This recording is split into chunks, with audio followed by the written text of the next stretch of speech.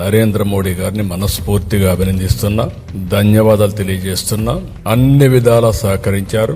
సహకరించడమే కాదు, ముందుండి దీనికి చట్టబద్ధత ఇవ్వాలి అని నిర్ణయించుకొని ఈరోజు చట్టబద్ధత ఇచ్చే పరిస్థితికి వచ్చారు. ఆ తర్వాత అమిత్ షా గారిని అభినందిస్తున్నాం. ఎందుకంటే డిపార్ట్మెంట్ ఆయనే దీన్ని ఇనిషియేట్ చేసి ఇమ్మీడియట్ గా ప్రాసెస్ చేసి పంపించారు. పార్లమెంట్ లో ఉండే అన్ని రాజకీయ పార్టీల ఎంపీల్ని అభినందిస్తున్నాం. లోకసభ స్పీకర్ ని అభినందిస్తున్నాం. రాజ్యసభ చైర్మన్ ని అభినందిస్తున్నాం. కృతజ్ఞతలు తెలియజేస్తున్నాం. 5 కోట్ల ప్రజల తరపున వాళ్ళందరికీ కూడా ధన్యవాదాలు, కృతజ్ఞతలు. ఇంకొక పక్క ఒక్క పార్టీకి మాత్రం కృతజ్ఞత చెప్పడం, అదే వైఎస్ఆర్ కాంగ్రెస్ పార్టీ.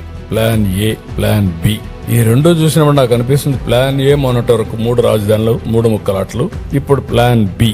ఈ ప్లాన్ బి లో ఏం చెప్పాలనో మీరే చెప్పాలి. ఆ పేరు పలకాలంటే కూడా నాకు ఇష్టం లేదు. అదే చెప్తాను మావిగానే, అది చెప్పడం నాకు ఇష్టం లేదంటున్నా. మరిచిపోవడం మంచిది. ఇవన్నీ కూడా ఏమనాలి, ఏంటి మనస్తత్వం ఏంటి? నాకు అంతుపట్టలేదు, మీకు అంతుపట్టిందా? ఈ మనస్తత్వం మీకు అంతుపట్టలేదు, ప్రజలకైనా అంతుపట్టిందా? ఏంటి ఈ ప్రవర్తన? ఏంటి ఇలాంటి వాళ్ళ రాజకీయం చేయడం ఏంటి? మనందరం కలిసి ఏ విధంగా ముందుకు పోతాం? నాకైతే ఒకప్పుడు అందరూ అంటారు సైకో అంటారు, లేకపోతే ఇతనికి రకరకాలుగా మాట్లాడతాను. నేను ఎన్ని మాట్లాడదలుచుకోలేదు.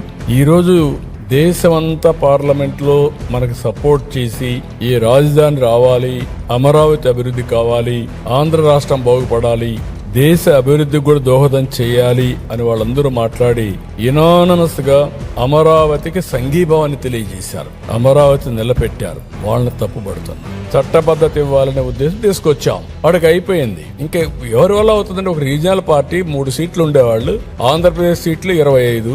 ఒకవేళ చట్టం చేసిన చట్టాన్ని తిరిగి మళ్ళా నువ్వు రాసే అవకాశం కూడా లేదు. అంటే ఇది తుగ్లక్ కూడా అదే మరి చేసి అప్పుడు చట్టాలు లేవనుకో ఆయన ఏం చెప్తే అది జరిగింది. ఇప్పుడు ఎటు జరుగుతుందండి? ఇప్పుడు జ్యుడిషియరీ పెట్టుకున్నాం మనం. రాజ్యాంగ ప్రకారం చెక్స్ అండ్ బ్యాలెన్సెస్ అదే. నాకు అధికారం వచ్చింది కాబట్టి చంపేస్తాను, నాకు అధికారం ఇచ్చారు కాబట్టి నా ఇష్ట ప్రకారం చేస్తారంటే ఏం చేస్తారు? లోపల పెడతారు, లేదంటే మెంటల్ హాస్పిటల్ పంపిస్తారు. ఈ విషయాలు మనం గుర్తుపెట్టుకోవాలి.